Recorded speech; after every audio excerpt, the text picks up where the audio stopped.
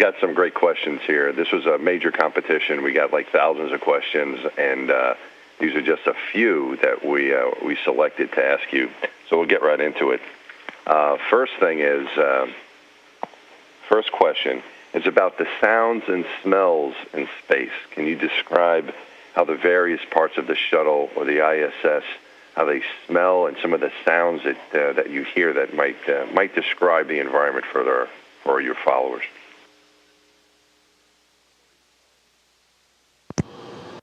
Well, that's a good question, Mike. Obviously, launch is really noisy, but once you're in space, space itself is really quiet, but the inside of the spacecraft is never quiet. It's full of fan noise.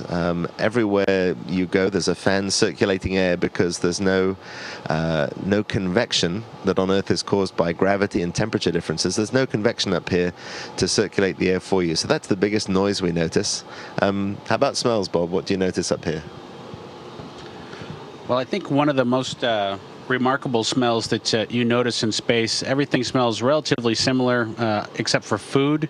And then one other thing, and that second thing is the smell that you smell when you actually go into a place that was recently at vacuum.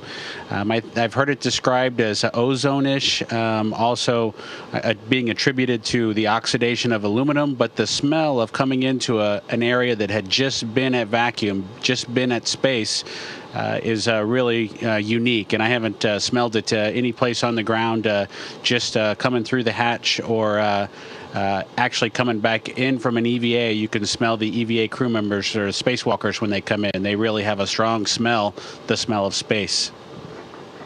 Now, I know the both of you guys very well, and between the two of you, there's a lot of brain power.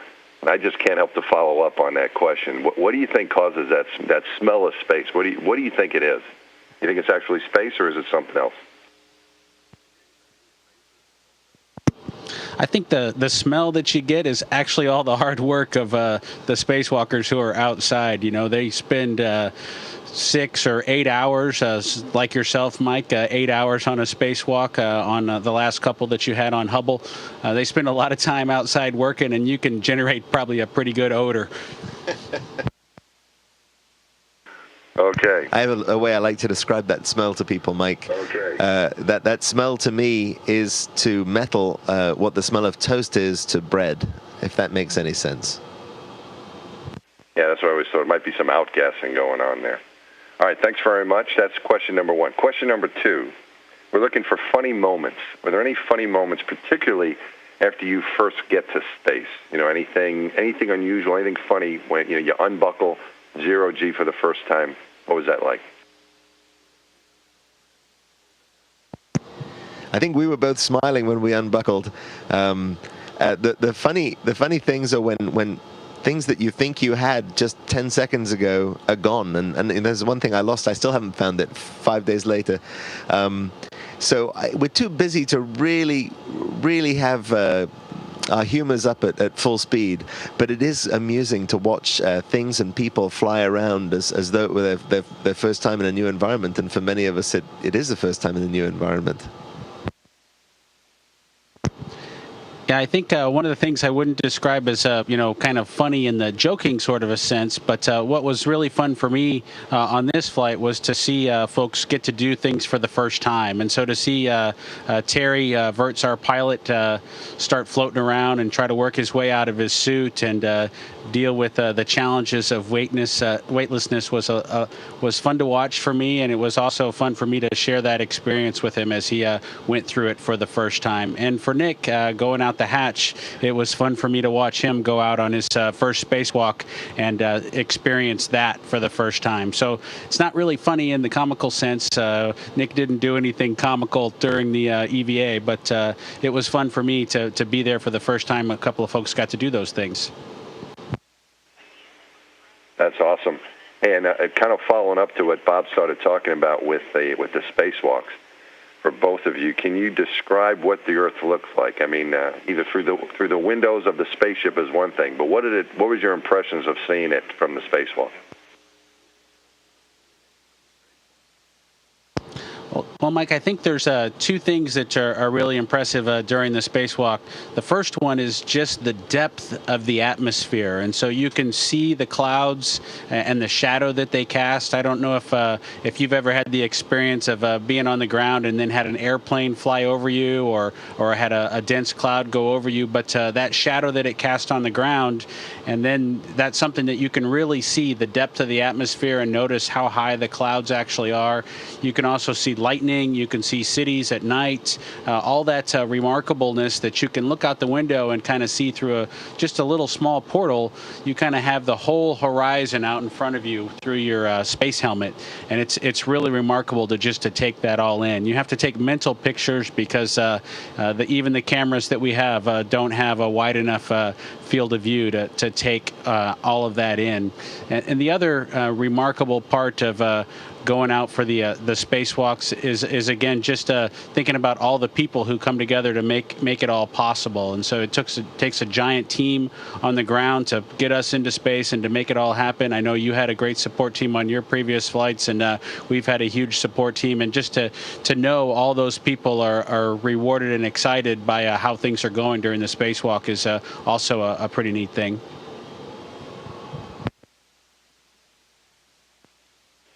Nick, you want to describe your first look at the Earth from the helmet visor? It's really hard to describe, Mike. I'll try. We went out of the hatch in the dark, so I couldn't see anything at first except the underside of Space Station and Endeavour, which were lit in floodlights. And that was beautiful enough. We got working, and at some point in that, I think Steve warned us that our first sunrise was coming up, and I looked towards the horizon, and there was this beautiful blue glow coming towards us. And there isn't much time to watch it, but the once or twice I could watch it during the spacewalk yesterday, it was just amazing. The view is panoramic, as Bob said. In the helmet, you can see so much more than you can through shuttle windows because you can see almost 180 degrees field of view. But the blue spreads across the horizon and towards you, and then turns orange and red, and the sun pokes up, and the space station is bathed in a brilliant light.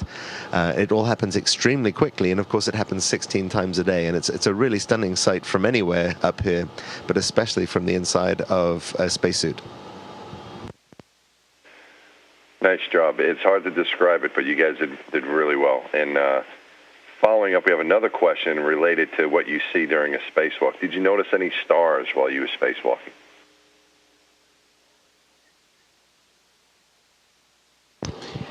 I did see some stars, Mike, but they are so small compared to actually being able to look at the Earth and see the lightning or to see the cities at night. The stars are actually very dim compared to the lit up space station or the space shuttle. We did see a very good view of the moon.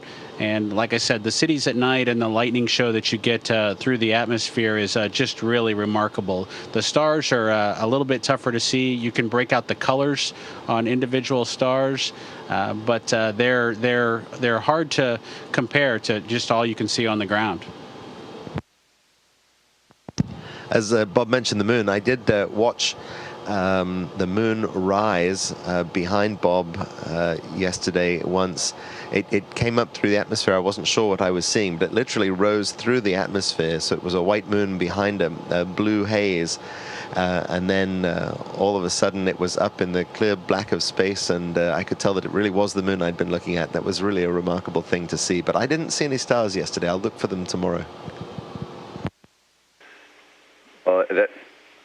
Those great descriptions of what you guys saw out there. You know, it's just an incredible experience, and appreciate you sharing that with us. And like you said, you got a couple more opportunities to make some more memories. So great job on your first EVA, and good luck on the next couple we'll be watching. Onto a slightly different topic now. How are you sleeping? How are your sleep patterns up there, and how are your dreams affected by being in space?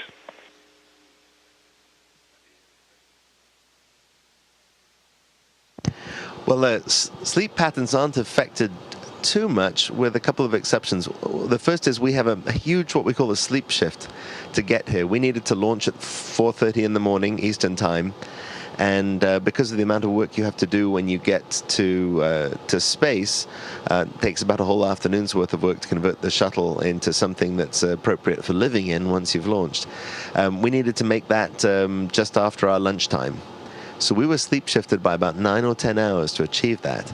And that took us a week or two really to get comfortable with that huge sleep shift. And we're still roughly on that sleep cycle, sleeping when people in North America are awake, and we're awake when they're asleep. But up here on station, now that we've adapted to that sleep schedule, we're more or less sleeping normally. There just isn't as much time for it as we'd like. For us, Mike, it was like making a trip to Tokyo right before we launched. And we did about 3 days before the launch. We did the equivalent of transferring to almost Tokyo time, Tokyo, Japan. And going through that is going to happen on the other end when we come back. So I'm sure we'll not only be tired from the mission, but we'll be tired from those two big sleep shifts, as Nick described, when we get back. Well, you have plenty of time to catch up when you get back to Earth. Another question now comes from the Los Famosos, and I'm probably mispronouncing that, sixth graders at the Sherman Middle School in Madison, Wisconsin. So this comes from a bunch of sixth graders, so be prepared. They want to know, what do you weigh in space?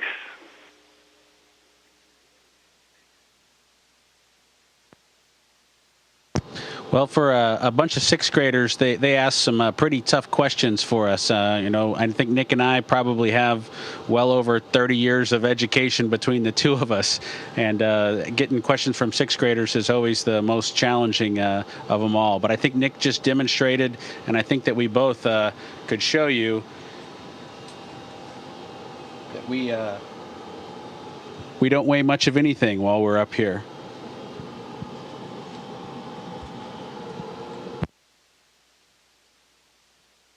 Very nice demonstration.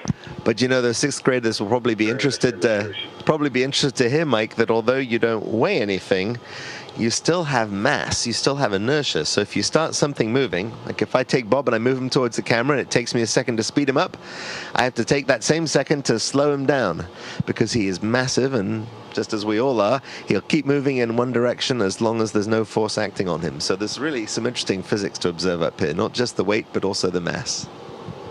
Thanks, Bob. Well done, boys. Moving on to a different topic. Your meals. We have this. This comes from Chef Casey Wilson, and he or she asks, the chef asks, what your meals consist of, and is there anything specific that you asked to bring up that you're eating that's maybe a little bit different?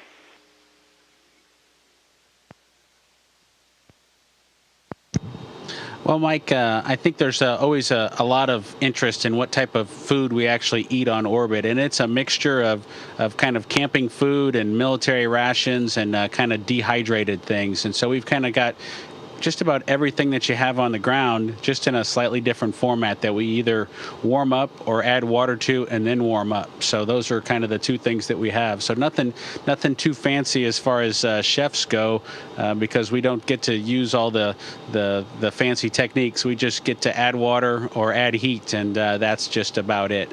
For me, I brought up some chocolates that I like, and I also brought up some breakfast rolls and some fresh fruit, because one of the things that you don't have very much of up here, like I said, with all rehydrated or food that you just warm up, you don't get a lot of vegetables. So it is nice to taste citrus and taste fresh vegetables during the week or two that you're actually on orbit.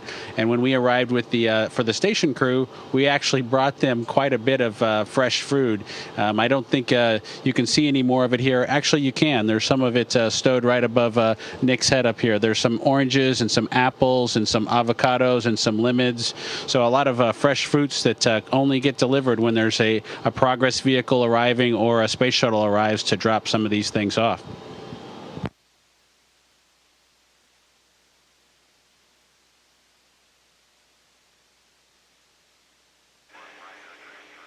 Okay, next question comes from Piotrus007, and they want to know, how long do you prepare for your flight? How long do you guys prepare for your space flight?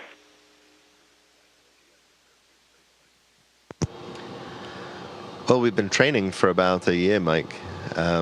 We got assigned to this mission, I think, in December of 2008. So we trained for just over a year before we launched. But in a way, we've been training for this for all of our lives. Bob and I are both engineers. Bob's an Air Force flight test engineer, and I'm a civilian mechanical engineer, as you know, because we were at school together.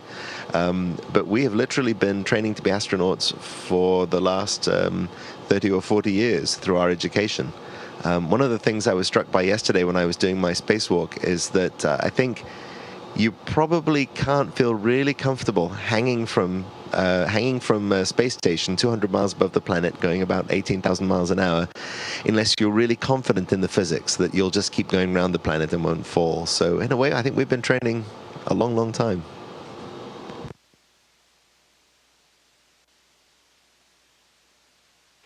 Yeah, all that education that you guys have between you comes in handy. Next question is from Taiwan Mita, and the question is, what types of experiments do you have on board? What experiments are you guys doing? I know you're busy with lots of stuff, but if you have any time for experiments, what are you doing?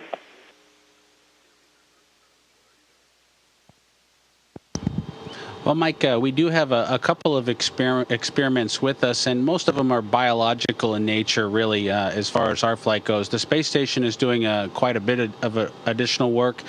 This is an assembly mission to the space station, and so we're primarily focused on that.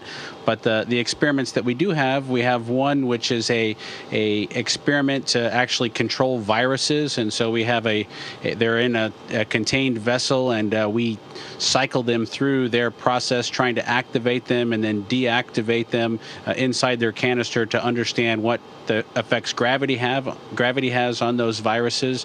We also fly a big freezer. It's called a Glacier, and it keeps biological samples really cold and also allows us to transfer new science materials either to the station or back down from the station. And so just the day that we arrived, I opened up that freezer and exchanged some samples that Jeff Williams, the commander of the space station right now, had on board, and swapped those out. And I know there'll be a large number of blood samples and other samples from the crews that have been on orbit to make sure that they've been healthy and understand the effects of gravity on their health during their 6-month stay on the space station.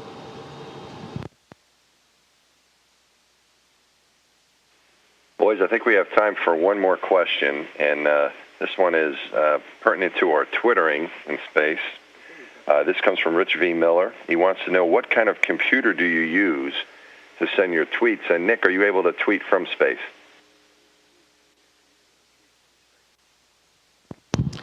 As you know, Mike, I was tweeting every day before we launched, and unfortunately, I haven't had enough time to do much tweeting from up here, although I will send another one out today. When I send a tweet, I have to email it to a colleague on the ground who's agreed to post it for me. But when the folks on the space station here send a tweet, they're able to do it directly via a live computer link with a machine down in mission control. So they're actually able to directly, if somewhat slowly, post their own tweets. And that's something that TJ Creamer, the ISS flight engineer up here now, has just set up with help from colleagues on the ground. So that's a very exciting development for the tweeting community. Well, we know you're busy, Nick, and anything you can send down, I know the folks would be interested in reading eventually. And we're out of time, actually, and I know you guys are busy and have something else to do. It's been a real honor for me to work as your Capcom and to talk to you this evening. It's been a real blast, and you guys look great, and you're doing a great job, and we're all proud of everything you guys are doing. Anything you want to say to wrap up? You want to say hi to anybody, or thank anyone, or what do you got? Closing thoughts for us. Gosh, we're going to thank everybody, but we won't thank everybody. It's a bit like an Oscar speech if you do that. I guess we'd like to thank the people who got us here, our trainers in Houston, and the people at the Neutral Buoyancy Lab who make the underwater training possible, and our flight control team on the ground. Those are the really important groups to thank. I'd like to thank my family, too, for putting up with my, what should we call it, business travel, which can be demanding. And Nick covered the folks that have got us to this point and also been supporting us while we're here on orbit. I'd also like to thank my family and my wife, Megan, who's also a Capcom for some other missions and flew with you, Mike, back to the Space Telescope a little while back. So I'd like to thank her specifically as well. All right, guys, great job. This concludes the event. Good luck with the rest of the mission. We'll be talking with you and looking forward to seeing you on the ground here in about a week's time.